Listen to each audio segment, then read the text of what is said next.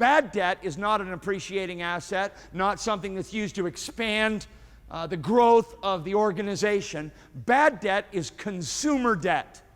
Consumer debt is buying stuff I don't need with money I don't have to impress people I don't like. Okay?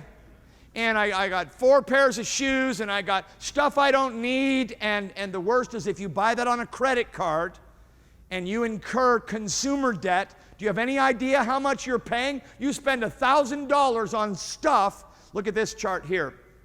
You spend $1,000 on stuff.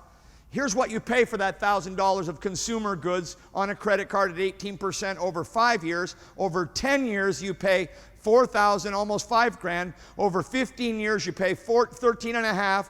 Over 20 years, you pay almost $35,000. That's on $1,000 of consumer debt. You're like, well, but I've already paid off my shoes.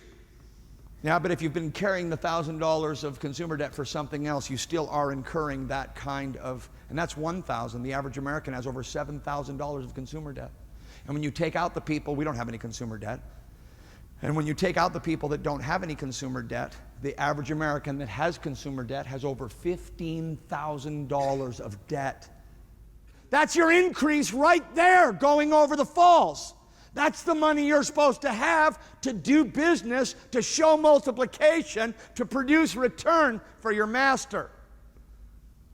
Consumer debt is the drunk driving of personal finance.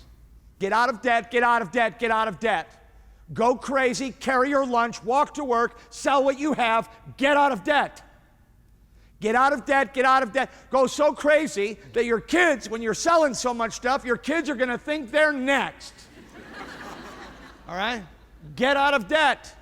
Get on top of this instead of having this on top of you.